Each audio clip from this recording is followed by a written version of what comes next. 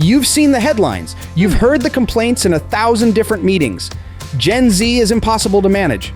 They demand too much. They lack loyalty. It's a narrative that has become a deafening roar in the modern workplace. A story of a generational clash that feels more like a crisis. Employers are frustrated, feeling like the fundamental rules of work have been thrown out the window, and young employees feel profoundly misunderstood, painted as lazy and entitled when they're simply asking for respect. But what if this story we keep telling ourselves is wrong? What if this isn't a crisis of character, but a collision of two completely different operating systems? What if Gen Z isn't lazy, but is instead the first generation to refuse to accept a work culture that previous generations were forced to endure? In this episode, we're going to cut through the noise and the stereotypes. We'll dive deep into the data from sources like Gallup and Deloitte to uncover the real story behind the generational divide. This isn't about blame, it's about understanding. So if you're ready to decode the human psyche at work, make sure you're subscribed to Gen Shift for more deep dives into the forces shaping our world. 1. The Great Expectations Divide, what employers want versus what Gen Z needs. To understand the friction, we first have to look at the data, and the data tells a clear story of disconnection.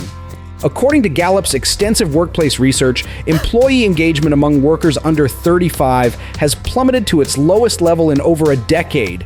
This isn't just a minor dip. It represents millions of young people who feel psychologically detached from their jobs, a trend that costs the U.S. economy an estimated $2 trillion in lost productivity. This detachment manifests in two critical trends that have become flashpoints in the workplace debate: high turnover and the rise of quiet quitting. Gen Z is often labeled the job-hopping generation, and the numbers back it up. But this isn't born from a lack of commitment. It's a rational response to a new reality. For them, loyalty is a two-way street. And if an employer isn't investing in their growth, well-being, or purpose, they will find one who will. Then there's quiet quitting.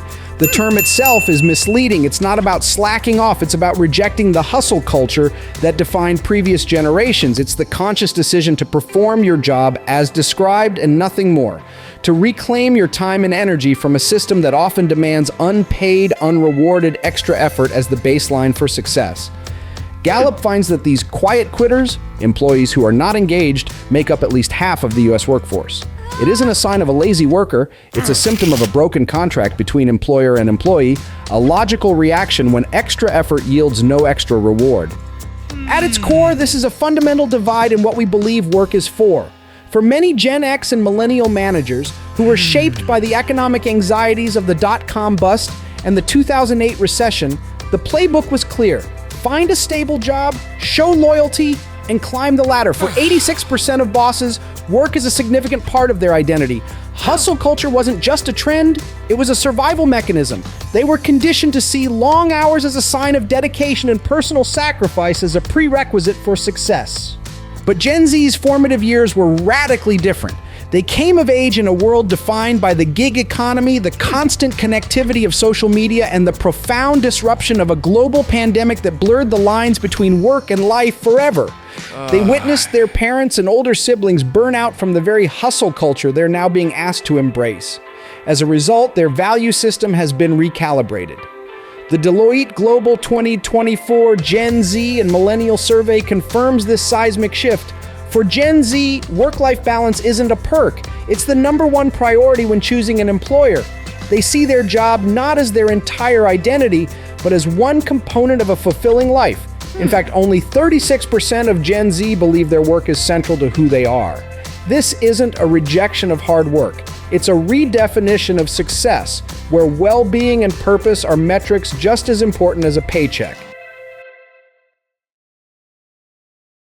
2. The clash of work models. Why our expectations are different. This clash of values isn't just theoretical. It plays out every day in three key areas where expectations collide: feedback, flexibility, and the search for meaning. Let's start with feedback. Managers often complain that Gen Z employees need constant validation or are overly sensitive to criticism. But this isn't a sign of insecurity. It's a product of their environment. Gen Z is the first true digital natives. They grew up in a world of instant feedback loops, likes, comments, shares, and immediate responses. Their entire social and informational ecosystem is built on real-time data. When they enter a traditional workplace where performance reviews happen once a year, it feels like flying blind. Their request for frequent check-ins, with some surveys showing 65% wanting feedback at least weekly, isn't a plea for praise. It's a request for data. They want to know the metrics of their performance so they can iterate and improve, just as they would in any digital environment. Next is the demand for flexibility. For older generations, the 9-to-5 in-office model was the unquestioned default. But for a generation raised on on-demand services like Uber and Netflix, the idea of being tied to a specific place and time to do work that can be done from anywhere feels archaic and inefficient. They saw the world pivot to remote work overnight during the pandemic, proving that productivity isn't tied to a physical location. Their desire for hybrid or remote options isn't about avoiding work, it's about optimizing it. They prioritize outcomes over office presence. Interestingly, recent Gallup data reveals a nuance often missed in headlines. Gen Z is actually the least likely generation to prefer fully remote work, favoring hybrid models instead. They crave the in-person mentorship and connection that remote work can lack, but they want that time to be purposeful, not just mandated. They're asking a simple question: if the work gets done to a high standard, why does it matter where or when it happens? This isn't a rejection of structure, it's a demand for a smarter, more trust-based approach to work. Finally, and perhaps most importantly, is the search for meaning. According to Deloitte, nearly 9 in 10 Gen Zs say a sense of purpose is important to their job satisfaction. They are the most socially and environmentally conscious generation, and they see their career as an extension of their values. They are far less likely to tolerate a toxic work environment or work for a company whose ethics don't align with their own, with over 75% saying they would reconsider working for an organization that doesn't align with their values. This is often misinterpreted as being overly sensitive or entitled, but it's actually a profound shift in the psychological contract of work. For Gen Z, a job isn't just a paycheck, it's a statement about who they are and what they believe in.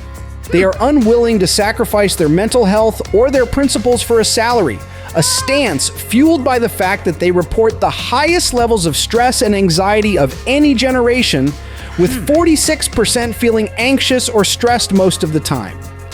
This challenges the very foundation of corporate cultures that have long prioritized profit over people. 3. The cure: building a new workplace fluency. So how do we bridge this divide? The solution isn't for one generation to simply capitulate to the other. The answer lies in developing a new essential skill for the modern era: workplace fluency. This is the mutual ability of both Gen Z employees and their managers to understand, respect, and adapt to each other's value systems and communication styles. It's about moving from a monologue of demands to a dialogue of understanding. For employers and managers, achieving fluency means rewriting the old playbook. It means replacing the annual review with frequent informal check-ins that are focused on growth, not just critique. It means measuring success by outcomes and impact, not by hours spent at a desk, and offering flexibility as a standard, not a rare privilege. It requires building a culture of psychological safety where mental health is treated as a vital component of performance, and where transparency isn't a buzzword, but a daily practice. For Gen Z professionals, fluency means learning to translate their innate values into the language of the workplace. It's about proactively communicating their needs and boundaries with clarity and professionalism. Instead of saying, "I need more work-life balance," it's about proposing a flexible schedule and demonstrating how it will lead to better results.